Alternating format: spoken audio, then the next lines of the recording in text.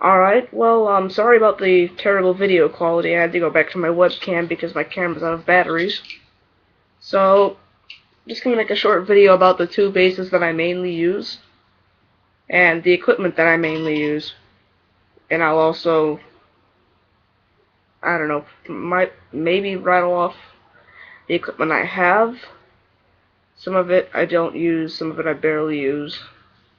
Um, there's pretty much a small circle of instruments that are frequently used, and two of them are right over there.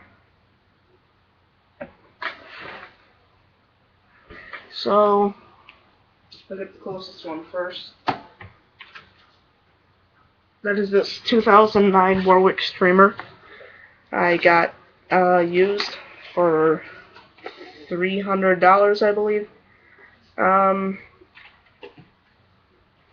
It's a little scuffed up. That's how it was when I got it. I definitely haven't made it any better.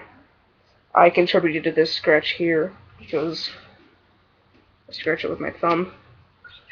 And it sounds, it's like a very quiet instrument. Even plugged in, it's really quiet. Like it can't clip the overdrive on my amp like the Jazz does, which is why I use the Jazz more often than this thing. This I use for early to late 80s Rush music. So basically when Geddy was using the wall with the humbuckers and the, from Power Windows to Roll the Bones, that's what I use this for. So Dreamline, Big Money, stuff like that. And then the other instrument I have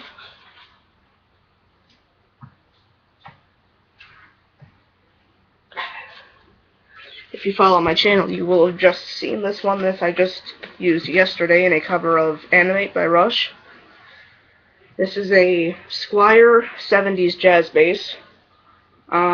What's interesting about this one is it uses a different pickup spacing than the normal jazz bass, because in the 70s they switched over to a weird spacing of 4 inches instead of, I think it was 3.6 was the standard that they went back to, I think like midway through the 70s. So this is a 4-inch pickup spacing, so it might sound a bit different, but I kind of just leave both pickups on for just the kind of hum canceling quality about that, because they're wired backwards to each other, like the polarity is reversed compared to both the pickups, and both the pickups act like one humbucker, as opposed to like the integrated humbuckers that you get where it's one pickup.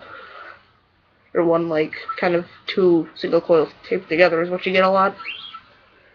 So, this I also believe is a 2009 or 2008, not sure, because it says serial number IC 0802-46389, so I think the 08 is for the year 2008. And this I have strap locks on, but I bought it used. They came out like that. What an upgrade that I put on about a year after I bought this was I put Rotosound Swing 66 bass strings on it, and if you are not Rush savvy or particularly Geddy Lee savvy, those are the strings that he uses now, and I don't know if he used them back in the day, like 90s, but I know he uses them now, so that's kind of my string of choice. Haven't done anything to the Warwick yet. Might figure out what strings he used during the Cynthia era and find a set of those if they still make them. And once that thing needs replacing, if I can't find the right strings, I'll probably slap some Diodario XLs or something on it. Maybe some Rotosounds, I'm not sure. Whichever is cheaper, and depending on how much money I have at the time. But I also like the kind of the color scheme about this thing. It's black inlays, which I like. I like black inlays. I like inlays that are not dots. Like the Warwick has no inlays at all. This has black inlays. It's got black binding around the neck. It's got this black or brown stripe down the back of the neck. So 4-bolt mounting.